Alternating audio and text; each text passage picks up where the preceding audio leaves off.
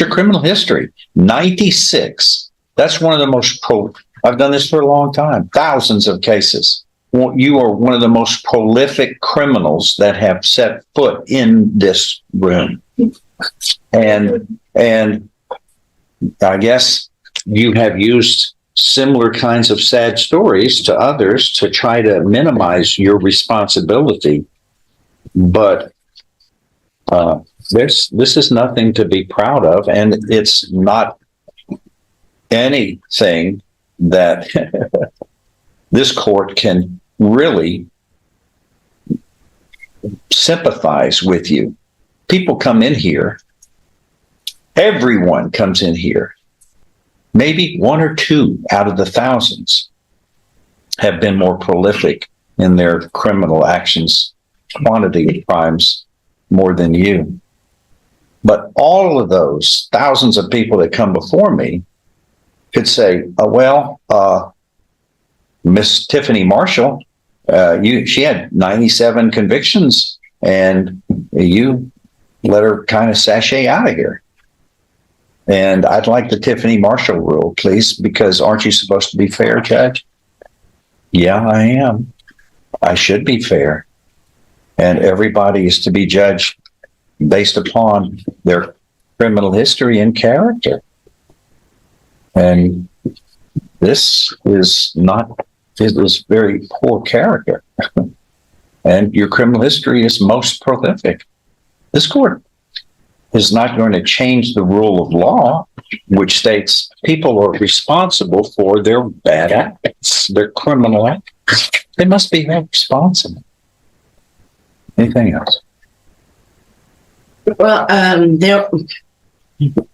don't know that all of the theft by check citations were convictions. I know that she said she handled most of her things by paying her checks off, but the other thing is, I would ask the court that if the court is not willing to allow her to be on probation, and even though she got a year, the last time she had a state jail felony, we would ask that you consider something on the low end, 6 months, or even a 1244, even in light of her other problems that just we would have to, as the taxpayers, have to deal with because she's so ill. So I would ask the court, if you're going to send her to jail, that you consider something on the low end. Anything else? If not, on that argument, truly, then people who are seriously ill have carte blanche to do pretty much anything they want, and everyone has some form of situation health-wise that they're dealing with. Even the most healthy people are not perfect. I so find you guilty. I'm following this agreement. You are hereby sentenced to confinement in the state jail for a term of 15 months. You will be given credit for all time that you have served in accordance with this. Your lifestyle, see, Ms. Marshall, you have a lifestyle that you feel shocked that committing crimes should hold you accountable. You have 96 infractions of law, 96, and you are committing these crimes with special tools for getting away with attempting to commit your theft. You have specially made tools that are used in the commission of your crime. You can't, a judge cannot be lenient with you. You cost everybody. You are a one-person crime wave. It's thefts that cost everybody more money at merchandise stores because their theft, the loss is so high. We have to pay for your criminal acts. But after 96 times you have had to go deal with crimes in various courts, from felony courts to misdemeanor to Class C misdemeanor courts, you would have gotten the message, and you never have. You just are a career criminal. That's you're the very essence of a career criminal. And I wish you wouldn't do that. Thou shalt not steal. You've heard of that one.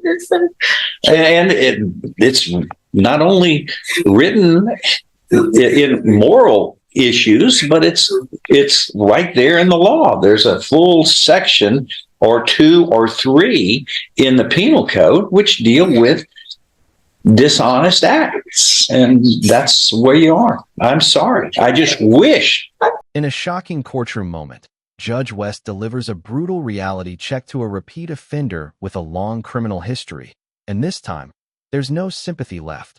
What starts as a routine hearing quickly turns into a fiery exchange that exposes years of repeated theft, excuses, and broken chances. You'd have changed your ways, but like I said, you've been doing this for 30 years. 30 years. Okay. Judge, can I get some time to get my stuff in order and go to my doctor to get my vaccine? No, ma'am, not under this situation. The jail is going to be able, those people in the jail take care of people who have medical issues. I trust them. They are good at their job. I'm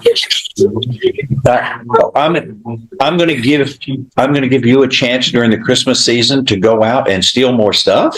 I don't think so. Well, you've always done that. You've done that for 30 years, 97 times now. Just take it to traffic violations. So please. I got my grandkids living. Ma'am, my God, ma'am. You didn't think of all of that when you made a choice to steal? You didn't think of what you had to lose? And the people who rely on you or respect you or look up to you? I've got children. I've got grandchildren. They help me make the right choices, and it's not all that hard to think about them first. And you don't. You just thought about stealing for your needs. I'm sorry. I don't mean to. I hate being the Grinch here, but this is all about law and order. And this is 97th time. 97th time, my gosh. It's like all them times it's like tickets and Ma'am, they were all crimes that you were found guilty of. They were all crimes. All of them were crimes. That is all. And make sure that you inform the jail about your health needs so that they can get the proper medication for you. Comment your opinion, like the video, and subscribe for more real courtroom moments.